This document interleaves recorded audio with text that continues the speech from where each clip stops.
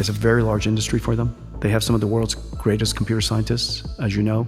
Most of the AI researchers in all of these AI labs, most of them are Chinese. They have 50% of the world's AI researchers. At the end of the day, these motherfuckers don't care about anything but their bottom line. I don't even think he's wrong necessarily, but he's basically saying, look, man, China's gonna get there with or without us. We might as well sell them some shit, okay? No way to try and stop China.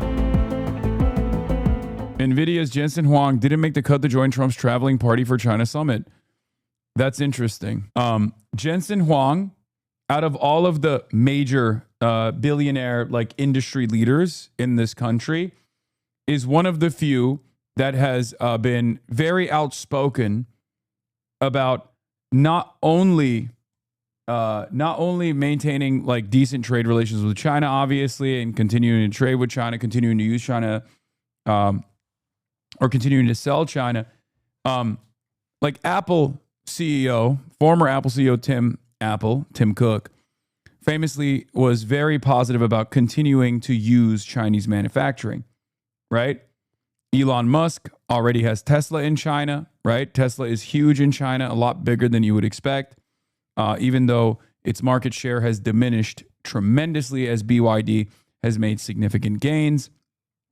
Tesla, I believe, is also one of the only companies in China, only foreign companies in China that isn't controlled by the the Communist Party of China.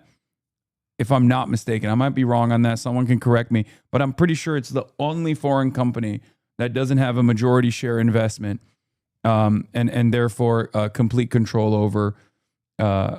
BYD isn't the largest in China. Isn't even the largest in China. No, I'm talking about internationally. BYD has swept up a big chunk of the Tesla market share. Tesla CEO will be traveling alongside other corporate heavyweights like Apple's Tim Cook, BlackRock's Larry Fink as a part of the U.S. delegation, as more than a dozen business leaders from Wall Street to Silicon Valley join the trip. Trump is preparing for a high-profile meeting with President Xi, with economic cooperation and corporate ties expected to take center stage in a rare show of business alignment alongside a presidential visit.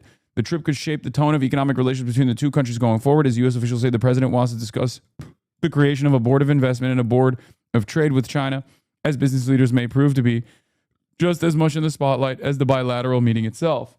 The reason why I'm saying that Jensen Huang is not going, or the reason why I'm saying it's interesting that Jensen Huang is not going, is because unlike many of these other capital owners, you know, industry titans and whatnot, and they're probably going to sell some Boeing planes to China, by the way. That's one of the things that I've heard as well.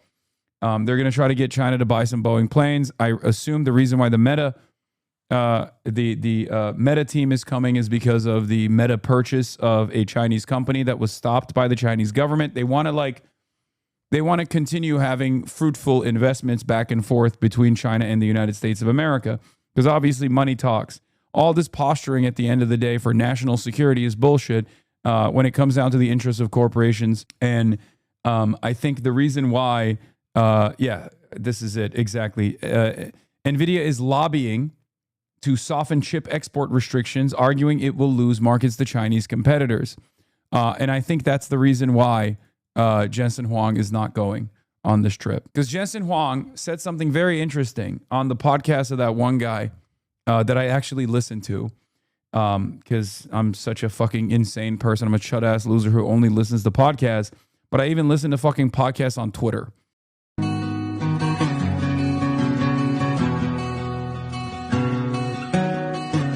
And Jensen Huang went on the podcast of this guy. He's like a hot Indian dude who's like a brolic. He got a New York Times puff piece written about him too recently. What's his name? Do you guys know who I'm talking about? Yes, he's a Twitter podcast guy. But he Dwarkesh. Yes, Dwarkesh. That's the guy I'm talking about. So Jensen Huang went on Dwarkesh's podcast, okay? And on that podcast, he literally argued against Dwarkesh, saying like, why would you want to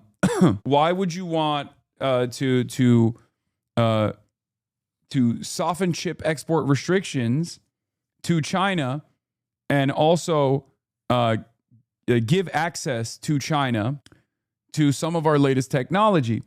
And his argument was actually very interesting. Jensen Huang's argument was China is going to reach our level, our technological, like our manufacturing capabilities regardless. And the fact that we're not a car company was a really good rant. Does anyone have the link? Actually, I want to watch it. I'll just, this will be much better to listen to here. So this was a pretty interesting take that I heard from Jensen Huang. Another interesting take from Jensen Huang was when he was like, I'm a fucking billionaire. I don't give a shit. I'll pay the billionaire tax. Who gives a fuck? Everyone needs to stop complaining. But here's what Jensen Huang said. Chinese companies and Chinese labs and the Chinese government had access to... Was I wrong, by the way? He is hot. I think saying the hot Indian guy who has a Twitter podcast is a pretty apt description of this dude, okay? The AI chips to train a model like Claude Mythos with these cyber offensive capabilities and run millions of instances of it with more compute. The question is, is that a threat to American companies, to American national security? First of all, Mythos was trained on fairly mundane capacity and a fairly mundane amount of it by an extraordinary company. And so the amount of capacity and the type of compute it was trained on is abundantly available in China. And so you just have to first realize that chips exist in China. They manufacture 60% of the world's mainstream chips, maybe more. It's a very large industry for them. They have some of the world's greatest computer scientists, as you know. Most of the AI researchers in all of these AI labs, most of them are Chinese. They have 50% of the world's AI researchers. And so the question is, if you're concerned about them, considering all the assets they already have, they have an abundance of energy. They have plenty of chips. They got most of the AI researchers. If you're worried about them, what is the best way to create a safe world? Well, victimizing them, turning them into an enemy, likely isn't the best answer. They are an adversary. We want the United States to win. But I think having a dialogue and having research dialogue is probably the safest thing to do. This is an area that is glaringly missing because of our current attitude about China as an adversary. It is essential that our AI researchers and their AI researchers are actually talking. It is essential that we try to both agree on what not to use the AI for. With respect to China, we want to have, of course, we want the United States to have as much computing as possible. We're limited by energy, but we got a lot of people working on that, and we had to not make energy a bottleneck for our country. But what we also want is we want to make sure that all the AI developers in the world are developing on the American tech stack and making the contributions, the advancements of AI, especially when it's open source, available to the American ecosystem. And it would be extremely foolish to create two ecosystems, the open source ecosystem, and it only runs on the Chinese foreign tech stack. Bro, this is what I mean, by the way, when I say these motherfuckers do not. At the end of the day, these motherfuckers don't care about anything but their bottom line, okay? Like, I don't even think he's wrong necessarily, but he's basically saying, look, man, China's going to get there with or without us. We might as well sell them some shit, okay? That's literally what it is. Billionaires are stateless regardless, but he's straight up saying, look, they have gotten there over and over again. Sure, they sometimes follow us, they trail behind on some of the more sensitive technology, some of the proprietary tech that's like virtually impossible to recreate. Obviously, the machines that make these fucking semiconductors is one example of this. But it's very clear that even if we try to cast China aside, even if we try to force China out of having access to this proprietary tech, they inevitably get there, and they find ways to do it in a much cheaper manner, right? We saw this with DeepSeek, obviously, which was like fucking $5 million total or something. It was unbelievable, and it put a dent initially in America's AI dominance. So he's, the Huawei chips aren't even better than NVIDIA. They're just more cost effective in ways that matter. So he's just saying that, like, we can think that we can stop China's rise in this field, but it's very fucking clear that they're gonna get there eventually, right? So at that point, as a billionaire, my job is to keep making money. So if they're going to get there anyway, we might as well make money along the line, okay? And maybe even have some kind of control over, or force some kind of reliance on the Chinese side to make sure that, like, they still have to operate with our tech rather than make their own competitive tech that will then end up disrupting our market dominance even in the Western world. Because it's true, Jensen Huang knows that there is no way to try and stop China with the current design of international trade. This is precisely the reason why a lot of the European markets constantly complain about electric vehicles. They say that China is not trading, China is actually cheating. Why is China cheating? Because they have a similar system that we do with market subsidies, except their subsidies are far more comprehensive, and their subsidies don't get distributed to the fucking CEOs and the shareholders. Their subsidies are used to engage in overproduction and to make cost-effective and unbelievably affordable market competitors that end up displacing the domestic markets. What I mean by that is, with electric vehicles, for example, China has been able to destroy any kind of initiative that the EU could have had in terms of moving in this new technology, in terms of pioneering this new technology, because it's far too costly to produce an electric vehicle fleet in Europe as opposed to China. China, when it comes to electric vehicles, has completely destroyed any kind of dominance America or the European Union could ever have.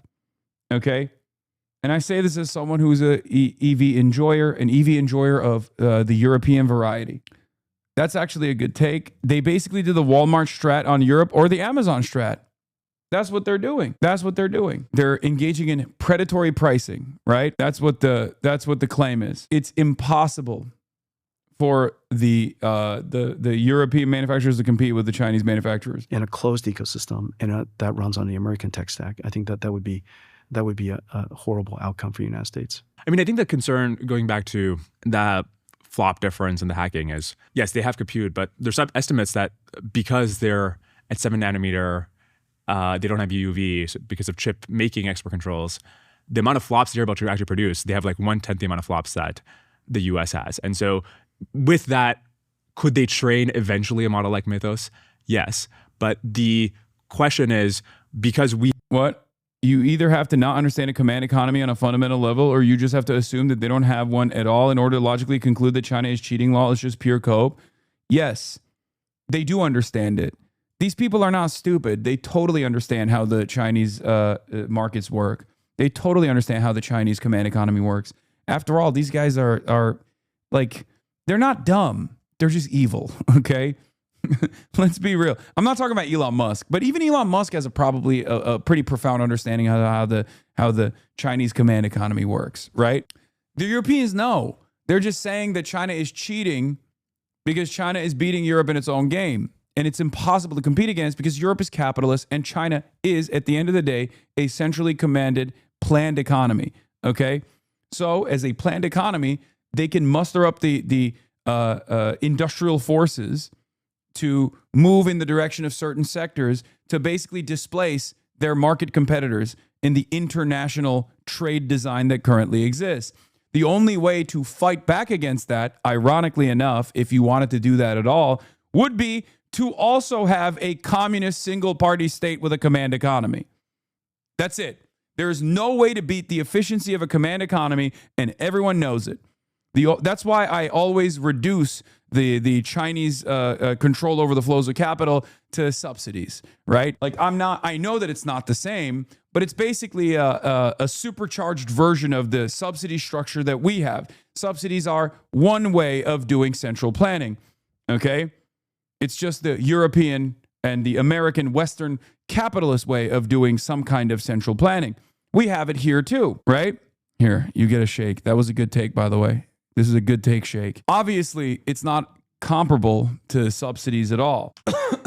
It feels like a lot we're en route to a planned economy as it is. We already have a planned economy. It's just that we planned the economy at the behest of capital and not at the behest of some kind of national prospect, for example. If you don't want to say China is like actually truly socialist or whatever, they very clearly have 5-year plans that they implement. And those 5-year plans are directed in a way where China has an upper hand in whatever goals that they have in whatever sector that they want to develop.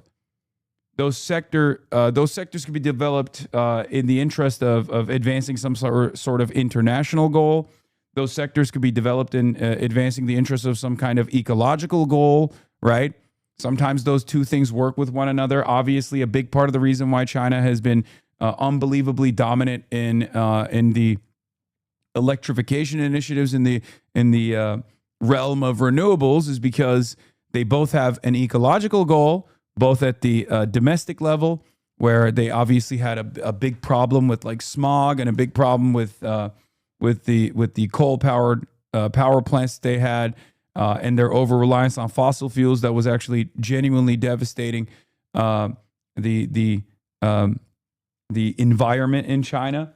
And they fixed it. They damn near fixed it in its entirety as a consequence of their move in the direction of renewables. But they also did that because they understand that there's a finite supply of fossil fuels on this planet, and our over-reliance on fossil fuels on this is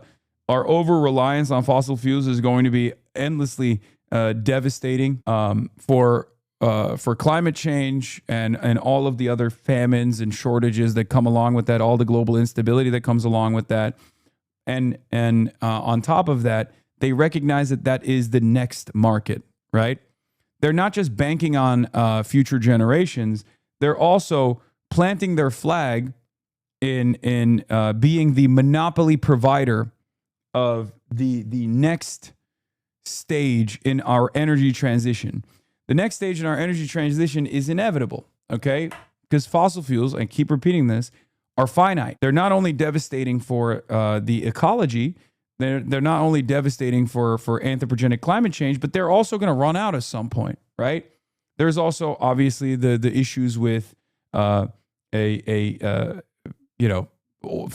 fuels being a consumable good, and therefore there needs to be constant transiting of oil tankers, and we're seeing that there are some limitations with that as well, as opposed to when you put a fucking solar panel down, you can't really block out the sun, right? Fossil fuels are infinite. Sure. Yet a command economy is fundamentally anti-democratic. The STP, Soviet-type planning, or even the Chinese model have no modicum of socialist mechanisms because workers have no say in the economic decisions that affect their lives. Not only is it inefficient, it is far removed from socialism as American capitalism is. There are more humane forms we must work towards. Thank you, insincere compliant. When you arrive at the more humane model, you can let me know, okay?